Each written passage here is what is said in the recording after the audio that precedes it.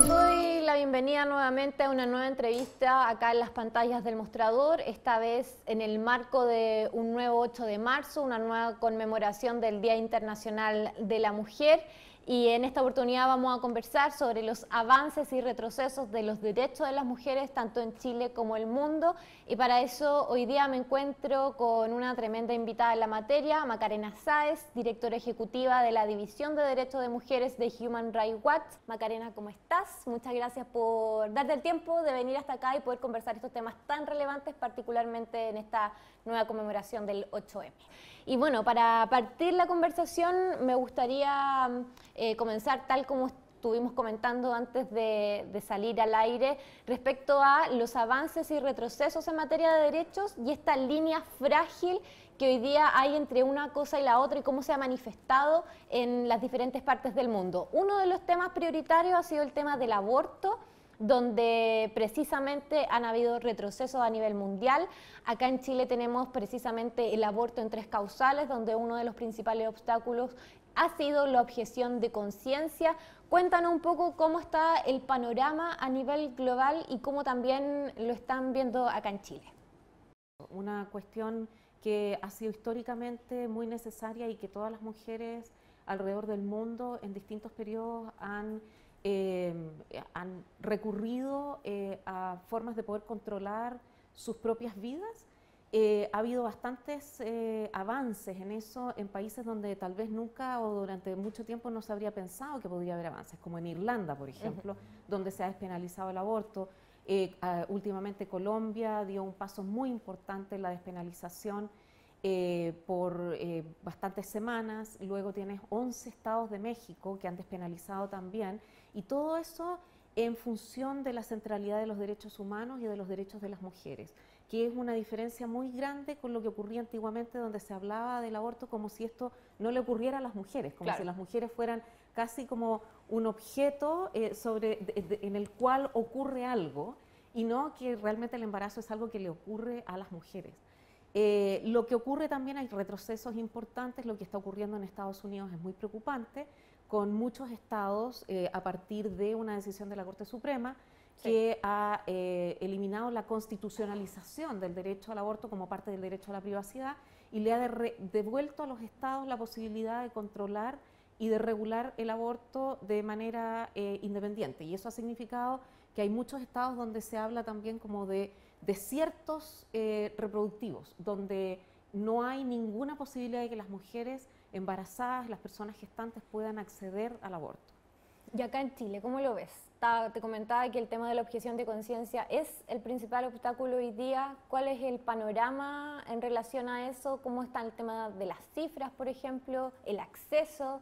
Estuve leyendo también que, por ejemplo, el Hospital Sotero del Río, que está dentro de una de las comunas más pobladas del país, donde casi el 85% de los obstetras son objetores en términos de la causal de violación. Son cifras preocupantes después de ya habiendo transcurrido varios años de entrada en vigencia en la ley. Absolutamente. Efectivamente, la regulación de la interrupción voluntaria del embarazo en Chile es bastante deficiente. Es deficiente de entrada porque la ley es deficiente porque el Tribunal Constitucional la hizo una ley bastante más disminuida, incluso dentro de las 3 causales, al empoderar la objeción de conciencia de una manera que no es compatible con la libertad religiosa. Te fijas que la objeción de conciencia es una manifestación de la libertad religiosa, que es un derecho humano, pero como una excepción al cumplimiento de la ley tiene que ser interpretada de manera restrictiva. Y lo que tú tienes en Chile hoy es un espacio de una ley que en realidad, en vez de tener una objeción de conciencia, tiene una objeción por conveniencia. Lo que nosotros hemos documentado, lo que nosotros hemos visto, que las organizaciones locales que han hecho un trabajo fabuloso han documentado, es que hay partes donde efectivamente la mayoría del personal de salud objeta, pero además el reglamento, que es un reglamento que tal vez por ahí podría haber un espacio para mejoría por parte del gobierno, el reglamento deja espacios que podrían haber sido mucho más, que pueden mejorarse desde el punto de vista de política pública sin necesidad de una nueva ley. Uno de los problemas, por ejemplo, es que el costo de objetar hoy es bajísimo. No estoy hablando del costo económico, sino que el hecho de decir, bueno, yo objeto, puedo objetar por distintas razones, no necesariamente por libertad religiosa. Y no justificar además, como que no es necesario. Prácticamente no es justificar, es un formulario, se llena muy fácil. En cambio, el que no objeta, es tal la carga de no objetar, que en el fondo es el que tiene que, o la persona que tiene que hacer turnos, que tiene que estar siempre mirando, se vuelve casi una actividad de activismo en vez de una prestación de salud. Entonces, creo que no solamente hay que mirarlo desde la perspectiva de cómo ha obstaculizado el acceso al aborto legal en Chile, que ya es bastante reducido, y te fijas que las cifras nos indican que es preocupantemente reducido, sino que además, desde un punto de vista de la prestación de los servicios de salud, es muy complicado. Y tú no puedes tener una ley donde, por objeción de conciencia, por ejemplo, quien establece la anestesia en un procedimiento quirúrgico puede objetar. El que establece o quien establece la anestesia es una persona que está administrando el dolor, la calidad de vida de la persona que está en pabellón. Su función es exactamente la misma si es una operación de apendicitis o es una interrupción del embarazo. Y sin embargo, hoy la ley acepta que todo el personal de pabellón puede objetar. Eso va mucho más allá de lo que sería la manifestación de la libertad religiosa. Y si hablamos todavía de la objeción de conciencia institucional, si una ley, un país tiene objeción de conciencia institucional, ese es un asunto de prerrogativa legal, pero eso no puede ser justificado como una manifestación de un derecho humano a la libertad religiosa. Eso es una cosa completamente distinta. Y ahí es donde nosotros tenemos que asegurarnos que cualquier regulación no puede dejar a las mujeres y a las personas gestantes en una disminución de su acceso a derechos humanos fundamentales, como es el acceso a la salud, el acceso a una vida libre de violencia, el acceso a la autonomía, te fijas, a la protección de la autonomía, etcétera. Sí, son desafíos no menores que hay que hoy día poner sobre la mesa, como también otro en materia de derechos sexuales y reproductivos. Entre esos, la violencia obstétrica también hoy día es una realidad bastante latente, preocupante. Hay una ley en tramitación hoy día en Chile, la ley Adriana, que busca el parto respetado en todos sus ámbitos. Cuéntanos un poco también cómo han estado mirando esta problemática aquí en Chile y alrededor del mundo, cómo se manifiesta. Mira, yo creo que lo que es bueno rescatar es que Latinoamérica está mucho más avanzado en temas de violencia obstétrica que en otras partes del mundo. Y yo te voy a decir por qué.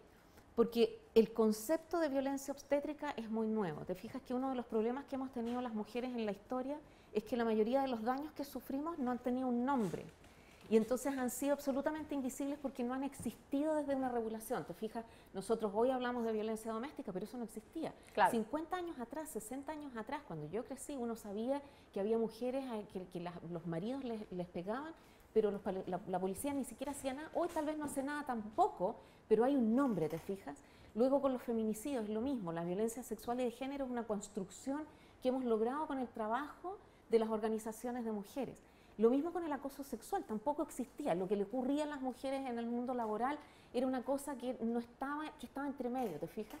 Lo mismo con la violencia obstétrica, la indignidad del tratamiento de las mujeres al momento del parto, la falta de autonomía de poder decidir qué tipo de tratamientos y cómo vamos a poder nosotras decidir cómo queremos que nos traten durante el parto. Mujeres que dan a luz en los pasillos o en los estacionamientos del hospital porque no hay camas, ¿no? En que no tienen acceso a anestesia, no porque no haya anestesia, sino porque las mujeres, tú fijas, el parto es una cosa que tiene que ser naturalmente dolorosa, ¿no? Eso finalmente hoy tiene un concepto. Y el maltrato mismo. Y el maltrato mismo, o sea, las indignidades que sufren las mujeres de no pedirles autorización para nada, de la forma en que las tratan, en general, eso hoy tiene un nombre que se llama violencia obstétrica y la Corte Interamericana de Derechos Humanos lo ha denominado también violencia obstétrica. Eso en otras partes del mundo todavía no existe con ese nombre. Puede que el tratamiento sea mejor, te fijas, pero no existe con ese nombre. Y yo creo que nosotros tenemos entonces ahora esa responsabilidad a nivel latinoamericano de mostrar el paso al organismo universal, por ejemplo, de derechos humanos, de que esto no puede seguir ocurriendo en los hospitales. La falta de control de, por ejemplo, de dar a luz en las casas. Hay países donde está prohibido dar a luz en las casas. O países donde el acompañamiento que hacen las matronas en las comunidades o el acompañamiento que hacen las dulas en las comunidades, eso no es considerado parte del sistema médico. Entonces, no lo cubren los sistemas de salud. Las mujeres que viven en la ruralidad están como entre la espada y la pared, porque por una parte, si dan a luz en sus casas, por ejemplo en México, está prohibido, pero por otro lado llegar a un hospital son 10 horas caminando, ¿no? Entonces, la idea de regular la violencia obstétrica me parece que es una excelente noticia donde Chile tiene un gran espacio para poder marcar la pauta de una manera correcta. Oye, en función del tiempo te quiero cambiar diametralmente de tema, relacionado por supuesto con todo lo que estamos conversando, pero que también es tremendamente relevante ponerlo sobre la mesa, como es la realidad hoy día de las mujeres privadas de libertad.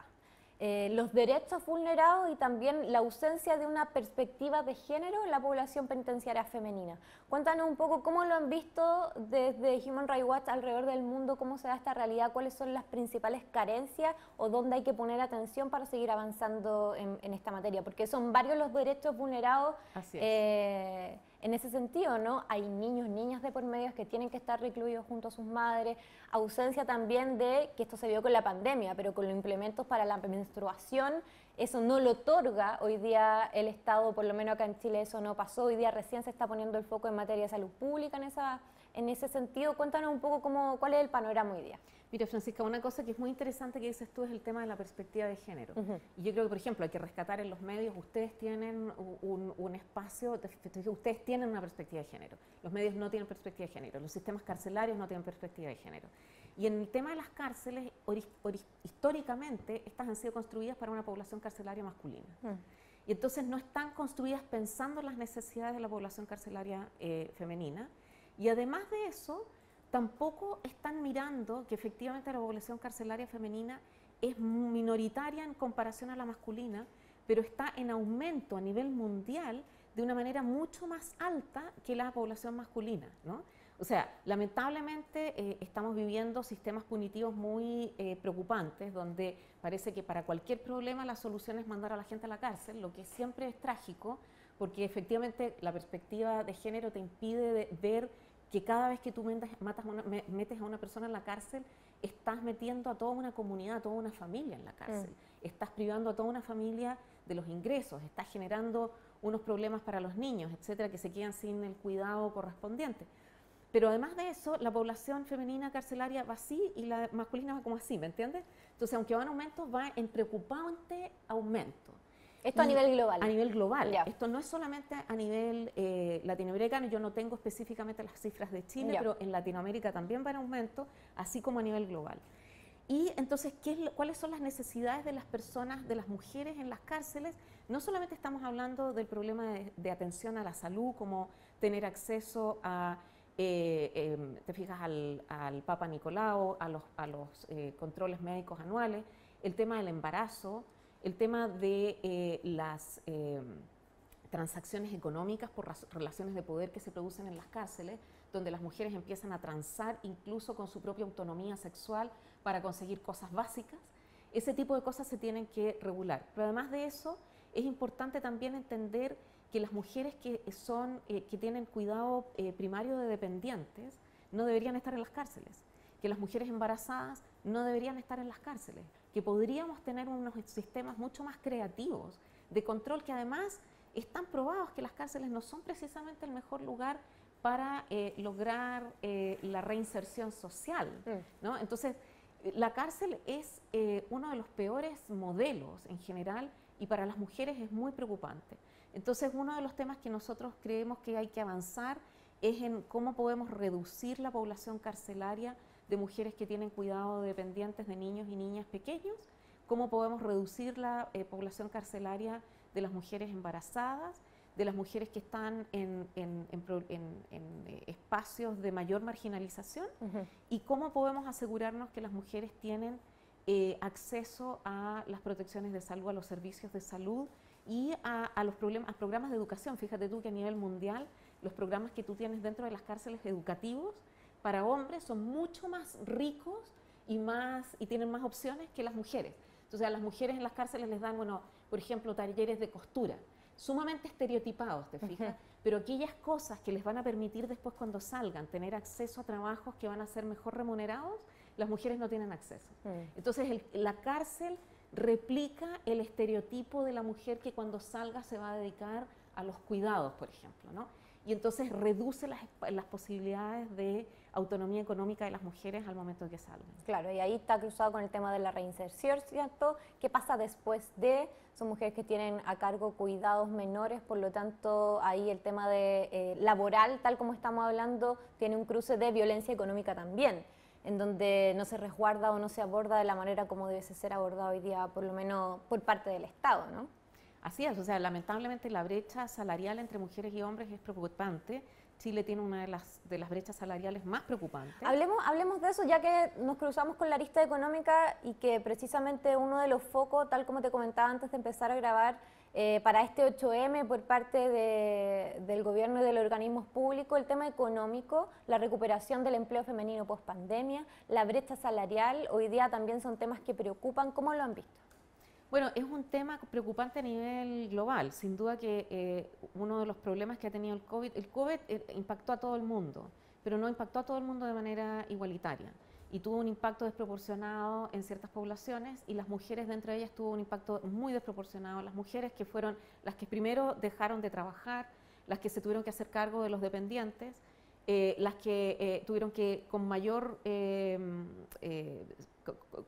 una mayor preocupación dedicarse a la casa, porque lamentablemente todavía el flujo de lo privado a lo público ha sido más grande para que las mujeres puedan acceder al trabajo, pero no ha sido igual de lo público a lo privado para que los varones se hagan cargo de las funciones de cuidado, ¿no? Entonces ahí hay una desproporción que impactó profundamente a las mujeres. Y entonces ya venían las mujeres desproporcionadamente representadas en las fuerzas laborales formales, con una representación mucho más alta en las economías informales, con el COVID esto se aumenta, y entonces tú tienes que en las economías informales, particularmente son mujeres las que están en las economías informales, las que no tienen acceso a pensión, las que no tienen acceso a seguros de salud, ¿no? Que son sumamente precarias. Entonces ahí hay un tema donde hay que trabajar muy fuerte, porque y si seguimos con la misma proporción no vamos a lograr la igualdad. O sea, tú tienes que tener unos cruces y unas intervenciones específicas para aumentar el flujo de mujeres a los mercados formales, para aumentar el sistema de pensiones para mujeres. Muchas de las protecciones que han tenido las mujeres a lo largo de la historia, basadas en darles protección a las mujeres por ser las personas que se dedican al cuidado, etcétera, han sido también unas armas de doble filo, porque también han impactado económicamente a las mujeres. Por ejemplo, que las mujeres jubilen antes. Yo no estoy diciendo que eso sea malo, pero lo que está malo es pensar que el jubilar antes es suficiente para evitar el terrible fenómeno de la feminización de la pobreza. O sea, las mujeres son más pobres que los hombres.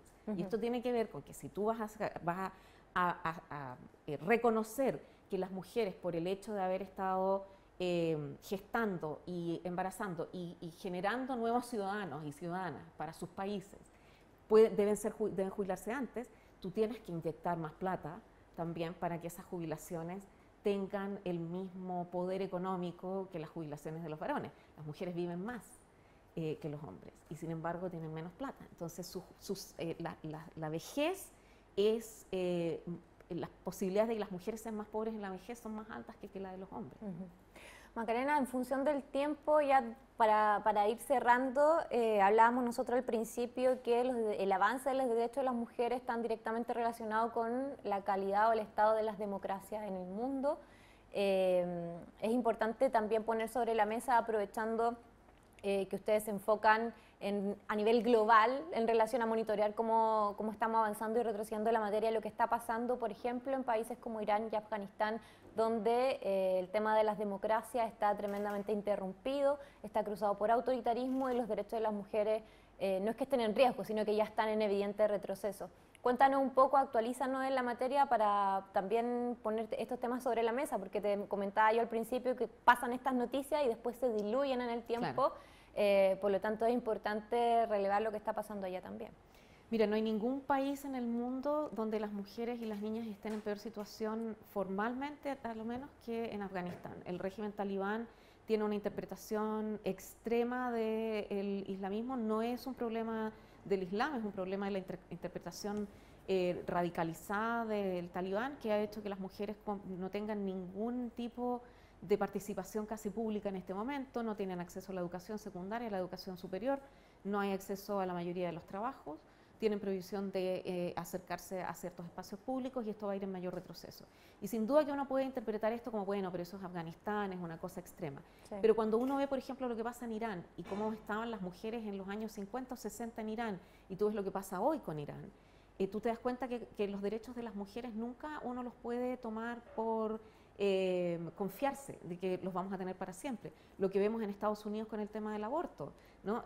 Hay un continuo que tiene que ver con que cuando los estados deciden que pueden determinar qué pueden usar las mujeres o no usar, si tienen que usar o no tienen que usar el velo. Irán hoy, la prohibición de no usar el velo, la puedes contrastar con la prohibición que tenían años antes de usar el velo, ¿no? Es el mismo cruce de que en algún momento los estados se sienten con la prerrogativa de decirnos qué podemos usar o qué no podemos usar, cómo podemos decidir nuestras vidas o cómo no podemos decidirlas. La propia existencia de organismos como la policía de la moral. La policía de la moral, que te va a decir si estás usando bien el velo o no estás usando bien el velo. Lo que está ocurriendo hoy en Irán es una cosa bastante importante, donde tú puedes ver este continuo entre las restricciones de los derechos de las mujeres y el autoritarismo en extremo. Es impresionante cómo las mujeres de Irán se han manifestado y los hombres de Irán se han manifestado no solamente en solidaridad a las mujeres, sino que entienden que cuando ocurren estas cosas es simplemente una manifestación más de represiones que son ilegítimas desde un punto de vista de la relación entre la autoridad y la ciudadanía, ¿no? Entonces, Irán es un espacio muy preocupante, pero también es un espacio de esperanza de cómo las mujeres y los hombres pueden unirse finalmente para entender que tú no puedes estar protestando o marchando, como lo vamos a hacer hoy, por los derechos de las mujeres, como si eso fuera distinto de marchar por la protección a la democracia, si fuera distinto de marchar por la protección a la libertad de expresión, a la libertad de asociación. Cuando las mujeres son intervenidas o cuando nuestros derechos son reprimidos, ese es un signo de autoritarismo con el que tenemos que preocuparnos. Son democracias imperfectas que pueden llegar a ser autoritarias, o estamos hablando de autoritarismos que pueden llegar a ser aún peores. Bueno, me voy a quedar con esta última reflexión que nos dice entonces la voz de alerta en torno a los derechos, no darlos por sentado cuando se trata en particular de derechos de las mujeres. Hay avance y retroceso en el mundo que hay que estar mirando y revisando constantemente, sobre todo desde los organismos de derechos humanos, gubernamentales. Así que muchas gracias por traernos estos temas, profundizar al respecto, y espero que podamos encontrarnos en otra oportunidad para seguir haciendo balances, ¿no? Ojalá más positivos en algunas materias. No, muchas gracias a ti. Estoy segura que van a ser más positivos. Ojalá. Muchas gracias, que estés muy bien. Gracias a ti.